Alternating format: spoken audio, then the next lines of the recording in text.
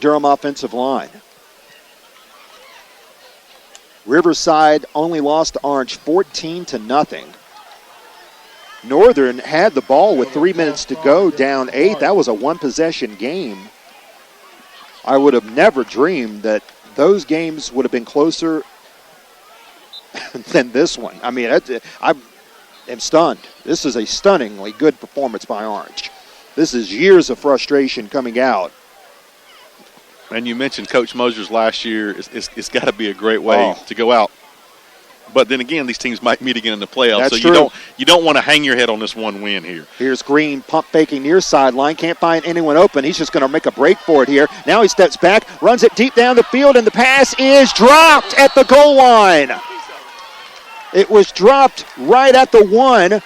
Santonio Marshall had it in his hands, and I guess he heard the footsteps coming because there was a Panther running right for him, and it'll be 4th down. Well, you see Jalen kind of coming through the side and wiping his hands off. Whether the ball is slick, he just can't get anything on it. I've seen him throw 2 good balls, what I would call good balls, all night, and the ones that he threw on good balls, he got in a great rhythm. He did his 3-step drop. As soon as that back foot hit, he was able to transition his weight, step into the ball, and make a nice throw. On the other ones, right there, he's scrambling, he's running. Everything's just come out of his hand. It's been a wobble. It's been a duck. It hasn't been that tight spiral that we've seen him throw a couple of times earlier in the game. That wasn't exactly a picturesque throw. That was more of a Blake Bortles type throw, but it got to the receiver. He should have caught it. We've got whistles now as Southern will go for it on 4th and 14. Earlier on, one Southern player was so mad over the play that Chris talked about earlier, opting to punt down at that point 42-7, that he took off his jersey, his helmet, and walked off the field and went to the locker room. I don't know if I've ever seen that before at the high school level. No word on whether or not that player is related to Randy Moss. We'll get word on that later on. On 4th down, Green pump fakes, flag goes down. Green will run for it. He's past the 25, gets out to 20.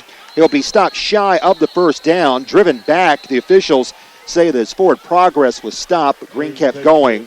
I'm not sure if any of that was going to count anyway, as it is a penalty against Southern, so it will count, but Green won't get the 1st down. And, Jeff, there again, you see Green dropping back. He looks left, he looks middle, he looks right. There's just nobody open. I mean, and a lot of that has to do, to some extent, in this situation, when you're up 49-7, you're able to rush 3, and you're able to drop, 8 guys. And so it's hard for 4 or 5 guys to get open when they're being covered by 8. But Orange has done this all night long. They've done a great job in the secondary.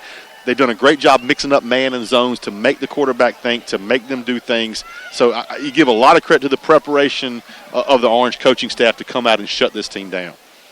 Orange with 1 minute, 53 seconds remaining. This might be the most surprising result I have ever seen in a high school game in 21 years of covering it, as the handoff goes to Puckett running left. Southern, now flags come out, and this is exactly what Orange has to guard against here, because a late flag comes in, tempers flaring, personal foul is going to be called against Southern, and Orange has to walk away from it because, remember, 3 players ejected from a game for unsportsmanlike conduct in one situation leads to a postseason ban, something that unfortunately Cedar Ridge learned the hard way in a situation that obviously brought about a lot of discussion, not just around Hillsboro, but really across the high school football landscape in North Carolina. Clock running with a minute remaining, and this could be the final play of the game. And, Jeff, you mentioned there are already 2 teams eliminated. You got Northern Vance and Cedar Ridge.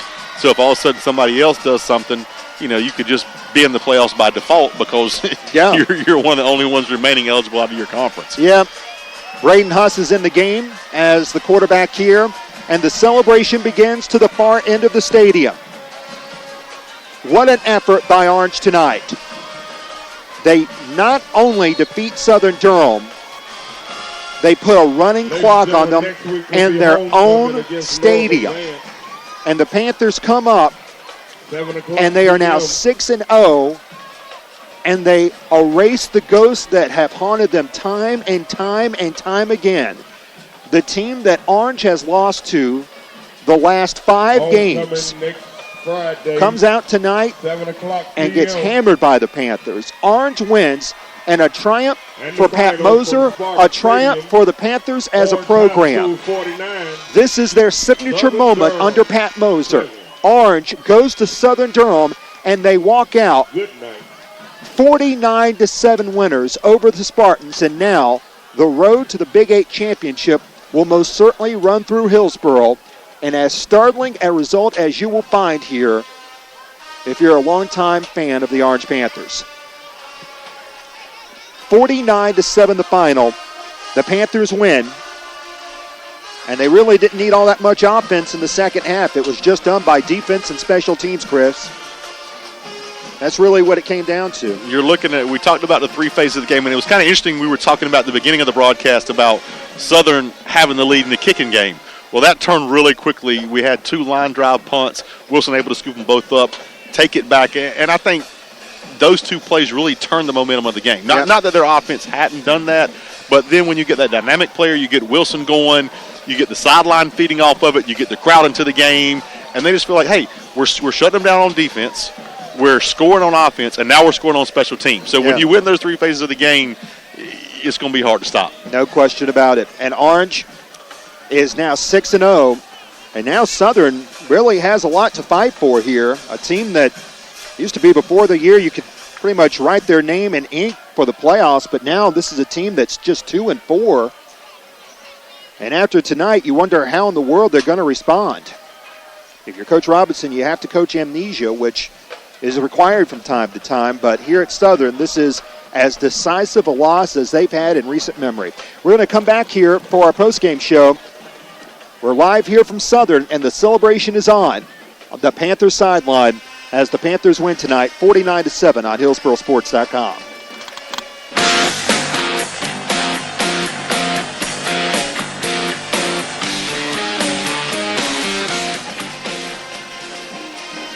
A friendly welcome awaits one of the great public golf courses in North Carolina.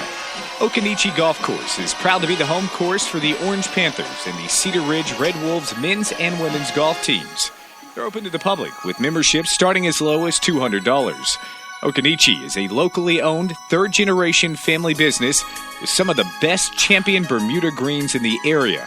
Visit okanichi.com for more information. Or you can call 919-732-3435 to schedule a lesson, purchase gift cards, or learn more about tee times. And come meet me at Okanichi.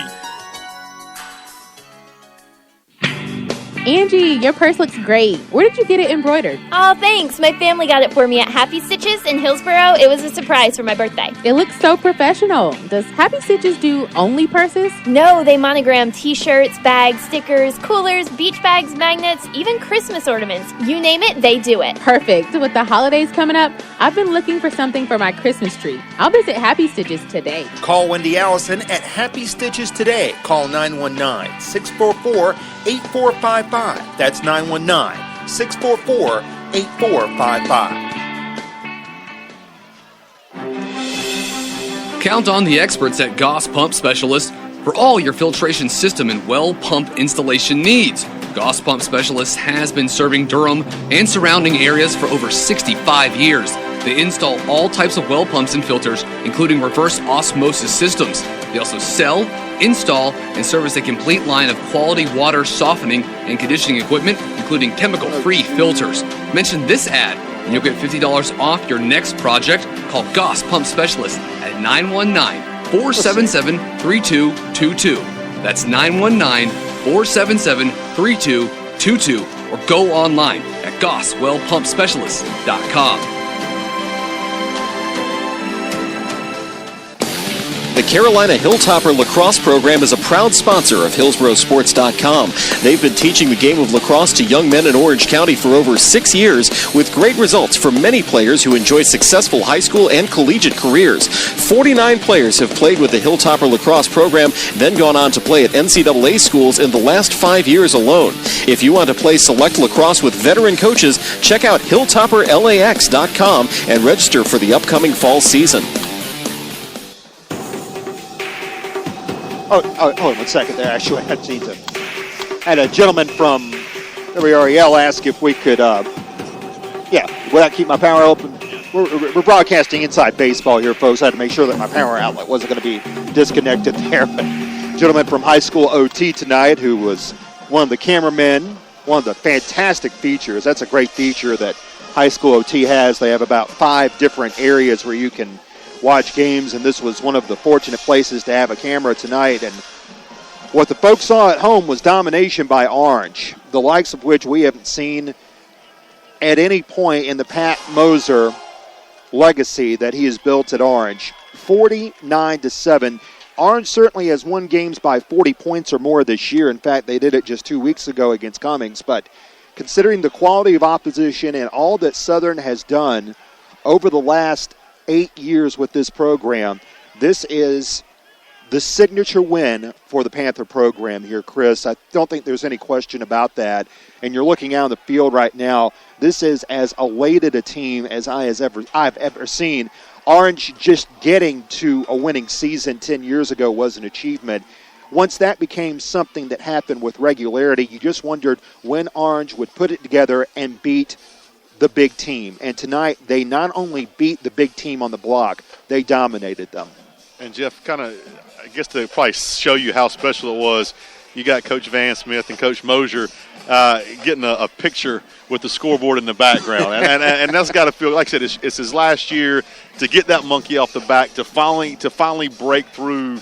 And you mentioned, before he got to Orange, they probably won 3 or 4 games a year. They've had potential, but they never realized that potential. And since he's been there, they've slowly gotten better and better and better. And the funny thing about the fan base and stuff is all they want's a winner.